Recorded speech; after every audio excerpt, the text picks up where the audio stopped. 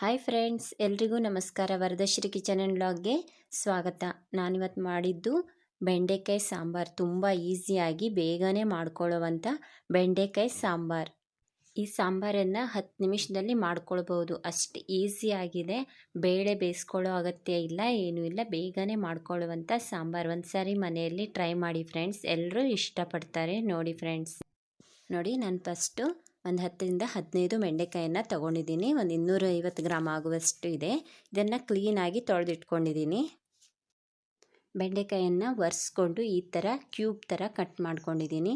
ನೋಡಿ ಫ್ರೆಂಡ್ಸ್, ಈ ಥರ ಕಟ್ ಮಾಡಿ ಇಟ್ಕೊಂಡ್ರೆ ಸಾಕು. ನೋಡಿ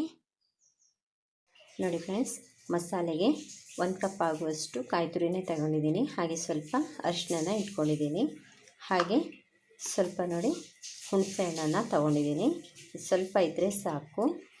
ಹಾಗೆ ಒಂದು ಅರ್ಧ ಸ್ಪೂನ್ಗಿಂತ ಸ್ವಲ್ಪ ಕಡಿಮೆ ಇರುವಷ್ಟು ಮೆಂತ್ಯ, ಹಾಗೆ 1 ಸ್ಪೂನ್ ಆಗುವಷ್ಟು ಉದ್ದಿನಬೇಳೆ, 1 ಸ್ಪೂನ್ ಕೊತ್ತಂಬರಿ, ಒಂದು 4 ಬ್ಯಾಡಗಿ ಮೆಣಸಿನ್ಕಾಯನ್ನು ತೊಗೊಂಡಿದ್ದೀನಿ. ಇದಿಷ್ಟನ್ನು ಹುರ್ಕೊಳ್ತೀನಿ. ಕಾಯಿ ತುರಿನ ಹುರ್ಕೊಳ್ಳೋ ಅಗತ್ಯ ಇಲ್ಲ. ಪ್ಯಾನಲ್ಲಿ 1 ಸ್ಪೂನ್ ಆಯಿಲನ್ನು ಹಾಕ್ಕೊಳ್ತಾ ಇದ್ದೀನಿ.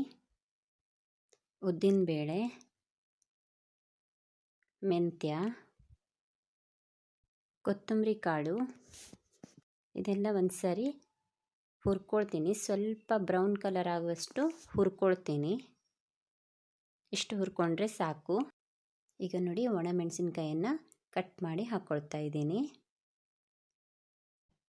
ಹಾಗೆ ನೋಡಿ ಎಲ್ಲವನ್ನು ಒಂದು ಸಾರಿ ಹುರ್ಕೊಳ್ತೀನಿ. ಹಾಗೆ ಗ್ಯಾಸ್ ಫ್ಲೇಮ್ನ ಆಫ್ ಮಾಡ್ತಾ ಇದ್ದೀನಿ. ಹಾಗೆ ನೋಡಿ ಮಿಕ್ಸಿ ಜಾರಿಗೆ ಕಾಯಿ ತುರಿ ಹಾಗೆ ಹುರ್ಕೊಂಡಿರೋ ಮಸಾಲೆಯನ್ನು ಹಾಕ್ಕೊಂಡು ರುಬ್ಕೊಳ್ತೀನಿ. ನೋಡಿ ಫ್ರೆಂಡ್ಸ್, ಇಷ್ಟು ರುಬ್ಕೊಂಡ್ರೆ ಸಾಕು, ನುಣ್ಣಗೆ ರುಬ್ಕೊಂಡ್ರೆ ಸಾಕು. ಈಗ ಒಗ್ಗರಣೆ ಮಾಡ್ಕೊಳ್ಳೋಣ. ಪ್ಯಾನಲ್ಲಿ 2 ಸ್ಪೂನ್ ಆಯಿಲನ್ನು ಹಾಕ್ಕೊಳ್ತಾ ಇದ್ದೀನಿ. ಆಯಿಲ್ ಬಿಸಿ ಆದಮೇಲೆ 1 ಸ್ಪೂನ್ ಸಾಸಿವೆನ ಹಾಕ್ಕೊಳ್ತಾ ಇದ್ದೀನಿ. ಹಾಗೆ ಒಂದು 4-5 ಪೀಸು ಒಣಮೆಣಸಿನ್ಕಾಯನ್ನು ಹಾಕ್ಕೊಳ್ತಾ ಇದ್ದೀನಿ.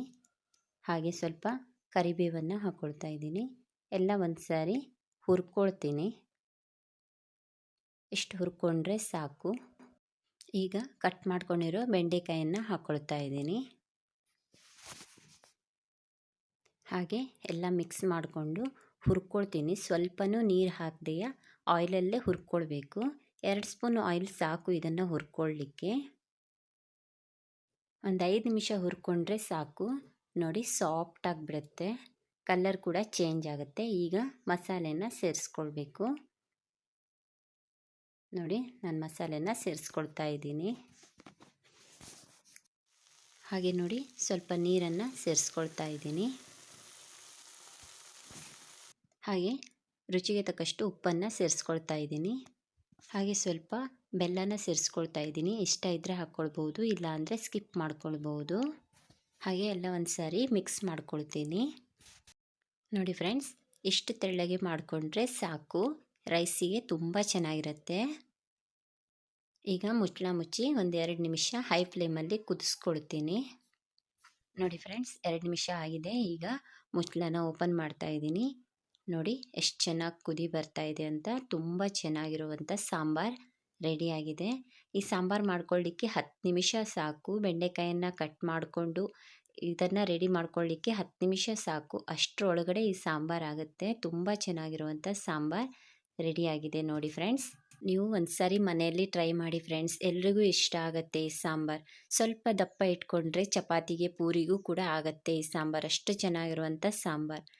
ರೈಸಿಗೂ ತುಂಬ ಚೆನ್ನಾಗಿರುತ್ತೆ. ಬಿಸಿ ರೈಸಿಗೆ ಈ ಸಾಂಬಾರು ತುಂಬ ಚೆನ್ನಾಗಿರುತ್ತೆ ಫ್ರೆಂಡ್ಸ್. ನಿಮಗೆ ಈ ವಿಡಿಯೋ ಇಷ್ಟವಾದಲ್ಲಿ ನಮ್ಮ ಚಾನಲನ್ನು ಲೈಕ್ ಮಾಡಿ, ಶೇರ್ ಮಾಡಿ, ಸಬ್ಸ್ಕ್ರೈಬ್ ಮಾಡಿ, ಹಾಗೆ ಸಪೋರ್ಟ್ ಮಾಡಿ ಫ್ರೆಂಡ್ಸ್. ವಿಡಿಯೋ ನೋಡಿದ್ದಕ್ಕಾಗಿ ಧನ್ಯವಾದಗಳು ಫ್ರೆಂಡ್ಸ್.